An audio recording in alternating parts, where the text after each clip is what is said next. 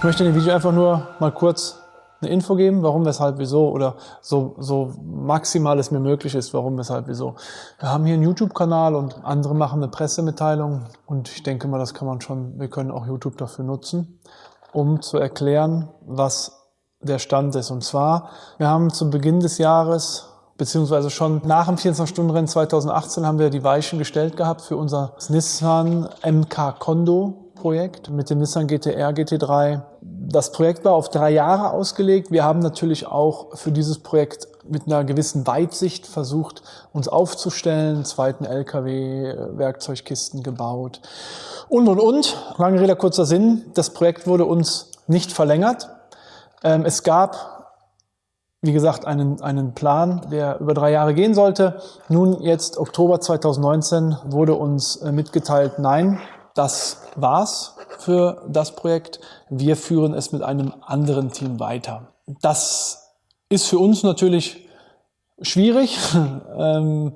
Wir haben uns da doch sehr eingebracht. Wir haben da sehr viel Ehrgeiz und sehr viel Manpower beziehungsweise auch Energie reingesteckt. Und da möchte ich auch meine Jungs schützen. Wir haben definitiv über das ganze Projekt verteilt, egal ob es am Anfang des Projekts war oder bis hin zum Schluss des 24-Stunden-Rennens, wo wir P9 gesamt geworden sind, einen sehr, sehr guten und loyalen Job gemacht. Zeigt uns oder mir persönlich halt auch, dass man wahrscheinlich manchmal ein bisschen politischer an manche Sachen rangehen muss. Also noch kurz als Info, ich war Technical Team Advisor, also technischer Berater, und wir haben den Dennis Hein gestellt als Mechaniker, als Frontmechaniker.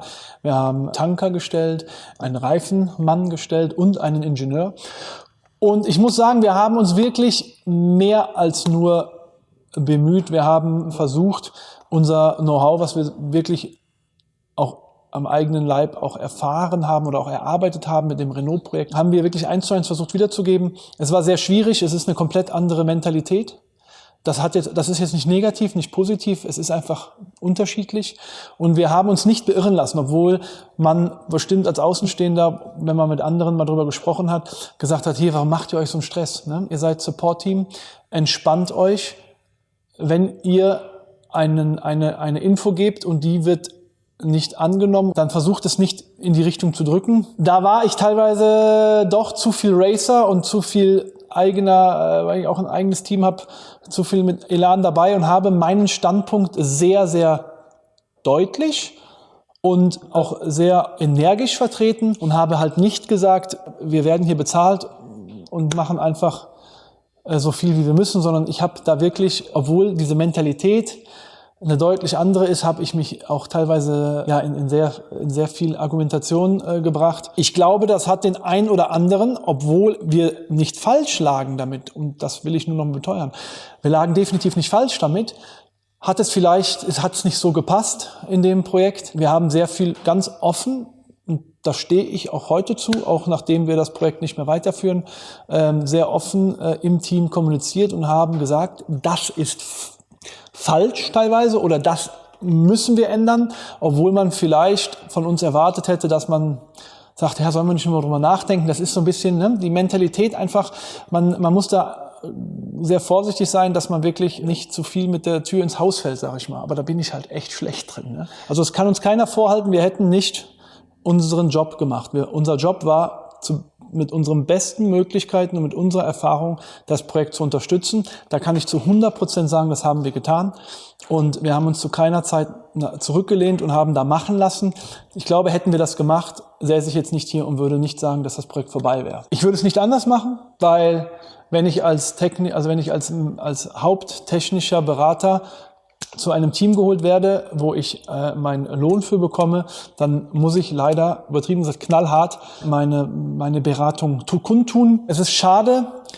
Es ist für uns definitiv jetzt schon auch finanziell, gerade im Hinblick auf 2020, schon sehr problematisch, da wir natürlich auch, wie gesagt, geplant haben. Wir stehen jetzt im Oktober halt dort mit einer riesen freien Kapazität. Das Projekt ist für uns abgehakt. Wir schauen was da kommt. Ich weiß auch, wer das Projekt übernimmt. Alles okay. Also ich weiß, wer das Projekt nächstes Jahr übernehmen wird, welches Team.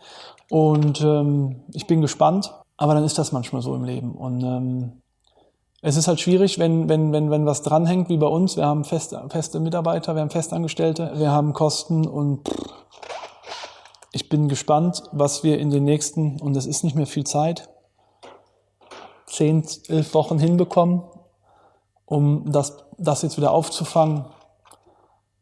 Und wir schauen einfach, wie, was und wo.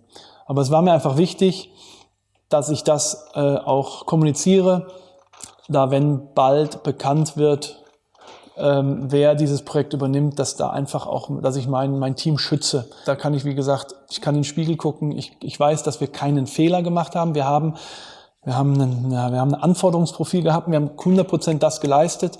Aber ich glaube einfach, dass wir da einfach zu viel Advice gegeben haben und dass das dann teilweise nicht gewollt war vielleicht. Gut, also ich bin gespannt. Also 2020 ohne Nissan bei uns. Und jetzt müssen wir natürlich Vollgas geben.